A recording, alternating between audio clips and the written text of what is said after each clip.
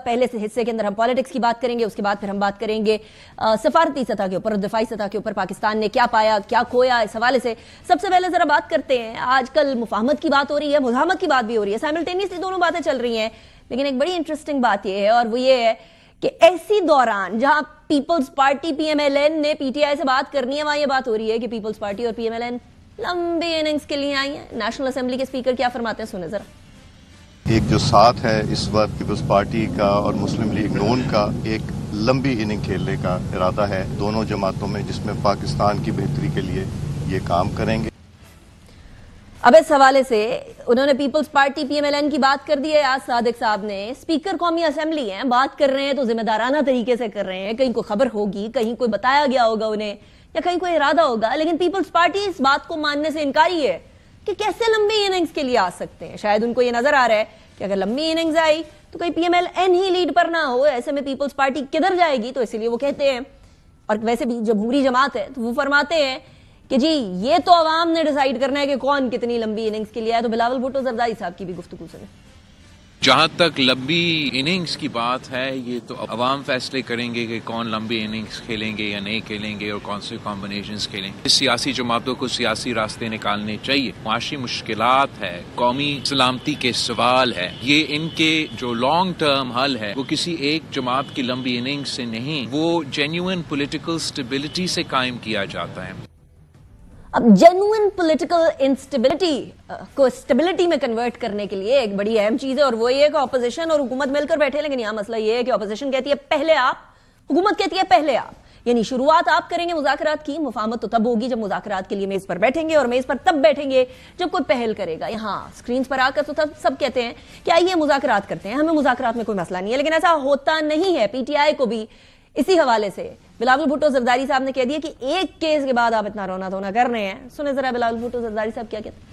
ایک چھوٹا سا گرفتاری کے رد عمل پہ آپ ہمارے قومی ادارے پہ حملہ کریں گے، پھر بعد میں آپ شکایت نہ کریں کہ قانون اور آئین کے مطابق آپ کے خلاف ایکشن ہوگا۔ ہمارا تجویز یہی ہے پی ٹی آئی کے لیے بھی کہ وہ انتہا پسندی کی سیاست چھوڑ دے، وہ اپنا سیاست کو سیاست کے دائرے میں واپس لے کر آئے۔ یہ ان کی سیاست کے لیے، ان کی سیاسی جماعت کے لیے بہتر فیصلے ہوگا، اور اس کا اثر پورے ملک کی سیاست پہ بھی مثبت ہوگا۔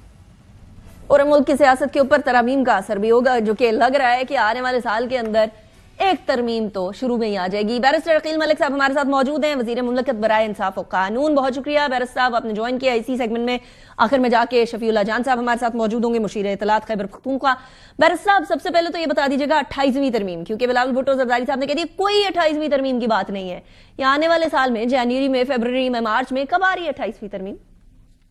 بسم اللہ الرحمن الرحیم۔ انیکا صاحب بہت بہت شکریہ۔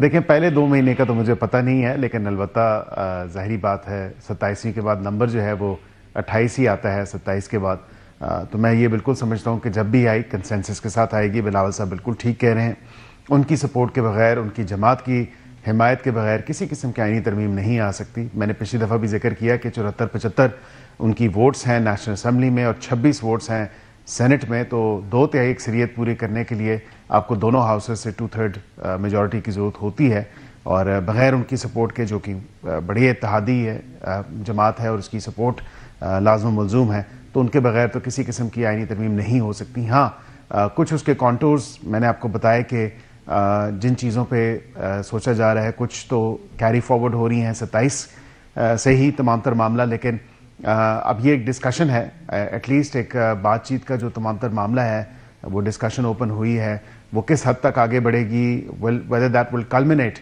into a 28th amendment or not, یہ is yet to be seen، لیکن ہوپنگ کہ 28th ہو، 29th ہو، 30th ہو، وہ پاکستان کے حق میں بہتر اور پاکستانیوں کے لیے بہتر ہو۔ اچھا، لیکن یہ آپ نے کہا ہے جب بھی آئے گی، یہ جب کب آئے گا؟ جب اب ایک بہت بڑا کوشچن مارک ہے۔ اب میں نے جس طرح آپ کو کہا کہ 74-75 ووٹیں نیشنل اسمبلی کی ہیں اور 26 سینٹ کی ہیں، تو جب وہ کنسنسس ریچ ہو جائے گا تو تب یہ آ جائے گی۔ ابھی فی الوقت تو کوئی کنسنسس اس طرح نہیں ہے، اور صرف باز گشت کی حد تک یہ باتیں ہیں، اور یا کچھ اس کے جو ٹاپکس ہیں جو بات ہو رہی ہے NFC کے حوالے سے، ایجوکیشن کے حوالے سے، پاپولیشن کے حوالے سے، لوکل گورنمنٹس کے حوالے سے، تو یہ تمام تر چیزیں ڈسکس ہو رہی ہیں. حتمی اس کی شکل کیا ہوتی ہے, کیا بات چیت کے بعد تمام تر معاملہ آتا ہے سامنے, is yet to be seen. نئے صوبوں کا پوائنٹ بھی ہے مبارز صاحب اس کے اندر. جی, I think it's more to do with or concerning the effective empowerment of local governments. تو گورننس کے حوالے سے اگر آپ دیکھیں اور لوکل گورنمنٹ کے اسٹرکچر کے حوالے سے دیکھیں, کیونکہ مینجمنٹ کا تھوڑا سا اس طرح کا معاملہ ہے, چاہے وہ نئے صوبے ہوں, چاہے وہ فیڈریٹنگ یونٹس ہوں. آئی تھنک آبویسلی کنسنسس جو ہیں وہ اس کا پری ریکوزٹ ہوگا. اگر سیاسی جماعتیں جو اقتدار میں ہیں, جن کی حمایت کی اشد ضرورت ہوتی ہے ووٹس کی سلسلے میں یا ادروائز بھی, تو وہ اگر اس بات پہ آمادہ ہوں اور راضی ہوں کہ واقعتاً نئے صوبے بننے چاہیے, اور یا وہ ایڈمنسٹریٹو یونٹس ہوں یا جو بھی جس شیپ اینڈ فارم میں ہوں, وہ ایک کنسنسس ڈیولپ ہونے کی ضرورت ہے. لیکن گورننس کے ایشوز کو ایڈریس ہونا ضروری ہے. اچھا یہ بتائیے کہ چلے یہ تو آپ کے اتحادیوں کی آپس کی گفتگو ہوگی نا, اگر نہ مانے تو مان لیں گے, کچھ عرصے میں مان لیں گے, بہت زیادہ ٹائم نہیں لگے گا ان کو. کچھ شہر دے لوگ بھی ظالم سن, کچھ سانو مرندہ شوق بھی سی والی سچویشن تو ہے نا پھر.